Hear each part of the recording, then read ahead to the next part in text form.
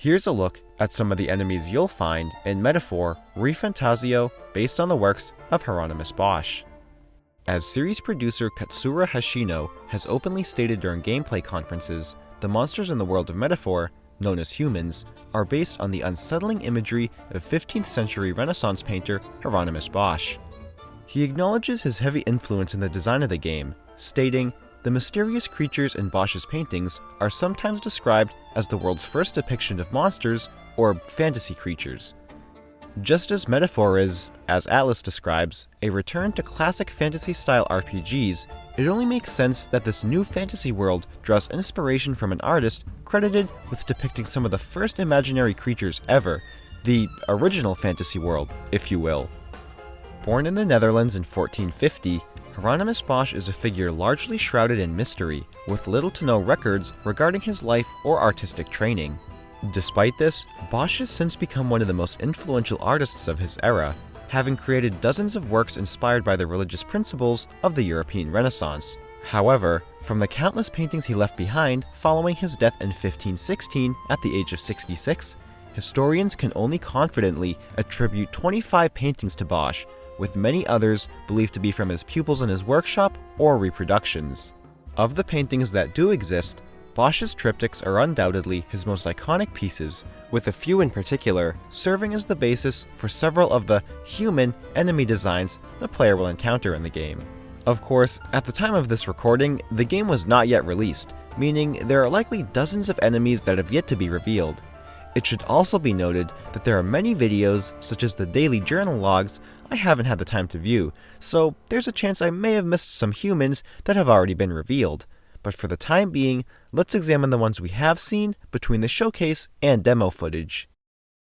In the prologue dungeon of the game, one of the first humans the player encounters is this creature whose duck-like head can be seen poking out from atop a cracked eggshell, accompanied by a pair of beefy and bumpy, boot-clad humanoid legs, all tied together with an arrow pierced through the center of its shell.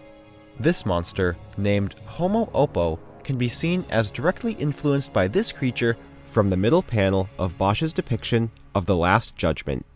Shortly afterwards, the first boss is encountered, and keeping with the bird theme, we see an incredibly unsettling human-owl hybrid with piercing yellow eyes, wings laden with sharp fangs and purple tongues, and terrifyingly cool pulsating blade feet.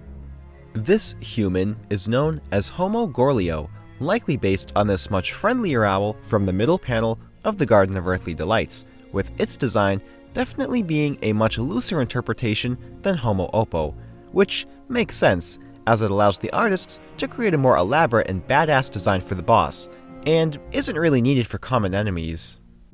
A third human that appears to be in the demo is this mini-boss, Homo Fuquilo, another human-bird hybrid, this time possessing the legs of a lizard and the face of an angry old man. It actually took a little digging to find the source of this one, but thanks to one user on Twitter, it was revealed to have originated from this Bosch piece, St. John the Evangelist on Patmos, a very minor and rather out-of-place creature, as you'd expect to find it in one of Bosch's Where's Waldo scenes and not creeping behind a saint in prayer. There are some other humans who have only appeared in limited pre-release gameplay, the first being Homo Avadis, a boss that has been shown off alongside Homo Gorlio in many promotional screenshots and artwork. However, unlike Homo Gorlio, the design of this boss reflects more of a one-to-one copy of the original Bosch piece. Aside from the clear contrast between their facial expressions, the boss's overall shape and egg/tree characteristics are practically identical. The designers even made an interesting choice by keeping all the random little people marching around the giant sack atop the boss's head. I think seeing these humanoid people as a detail on a boss of all things is sorta strange, but comical at the same time, I suppose. In fact, before Atlus even announced it had drawn inspiration from Bosch's paintings, as someone who briefly studied art history, I knew exactly what the boss's design was in reference to. I mean, the Tree Man is definitely one of the more iconic creatures from the Garden of Earthly Delights, along the same level as this thing. Apparently, the Prince of Hell, aka the Devil, who's about to chomp on a guy with some questionable stuff coming out of his behind. Which, for the record, I will be extremely disappointed if he doesn't show up in the game in some capacity. I mean, he's even got a figurine made of himself. In fact, the upcoming protagonist Nendoroid or Figuarts would display incredibly well alongside these Bosch statuettes of the humans, especially if you had the Seeker in there too.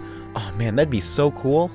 And finally, another dungeon is home to a fish with some sexy legs, Homo Theos, whose design originates not from the Garden of Earthly Delights, but another painting known as the Haywain Triptych. So far, I believe this human is the only enemy based on this triptych, but given the painting's similarities to the garden, I can't see there not being at least a few more creatures whose designs are borrowed from this painting. As we've seen from gameplay footage, there's a clear distinction between the Bosch-inspired enemies that possess the Homo prefix in their names, and the more traditional fantasy-inspired enemies that likely aren't Bosch references due to their lack of prefix. However, there appears to be some anomalies. 3 enemies who have yet to be identified as Bosch references, but also contain the Homo prefix. The first human, a giant sandworm boss known as Homo Butera, can be seen in limited gameplay footage and official artwork. The second, another boss, is a giant human-octopus hybrid called Homo Sabara, whose boss battle could be viewed in its entirety thanks to the lengthy game demos that were available at Atlus Fest. And lastly, the third and final enemy we've seen up to this point, Homo Tenta, who will apparently come in 5 different forms, reminiscent of the gimmick demons like the Mitama from Shin Megami Tensei or the treasure demons from Persona 5. I would expect these enemies to follow suit like all the other humans and have designs derived from a Bosch painting, but unless I've been glancing over them, I couldn't seem to find anything, even loose representations, of what these humans could have been inspired by, but perhaps we'll find out at some point after the game's release. Seeing enemies inspired by existing concepts shouldn't come as a surprise, especially if you're a fan of the Megami Tensei franchise, as one of the series' founding artists, Kazuma Kaneko, wasn't just the king of borrowing, but straight up stealing designs at times, most notably from sources like the Infernal Dictionary. In Kaneko's case, most of these demons and their appearances were already well established and documented throughout the world, whereas Bosch's monsters, as far as we know, were his own creations, living solely within his paintings. Because of this, Bosch's depictions of the denizens of Hell make him a sort of medieval Dr. Seuss, ye olde Megami Tensei. Bosch is viewed by scholars as a man whose paintings reflected humanity's deepest desires and fears, subjects that other Renaissance painters would portray for decades, but without the same pessimistic, sinister, and heretical point of views as his had been crafted with. In a sense, this is another way Bosch's concepts fit so well into the world of metaphor, a place where the fear and anxiety from its inhabitants materialize into magma particles as a result of the class disparities the protagonist and some of his followers are faced with. Through this fear and anxiety, their society is faced with greed, corruption, and the increased threat of the human menace. The suffering in Bosch's paintings serve as a reminder of these principles and their consequences, as he unknowingly seemed to foreshadow these concepts over 5 centuries ago. In a way, acting as the ultimate metaphor. Society can be a funny thing. In the 1600s, just uttering the word hell could sentence you to eternal damnation, but in 2024, you can literally team up with Satan to punch God in the face. But the irony is, even as we evolve, we as a species constantly look back to past civilizations for answers, ideas, and inspiration. And just as Atlus has been doing it for the past 35 years, their newest game, Metaphor, ReFantazio, is no exception, but we wouldn't have it any other way.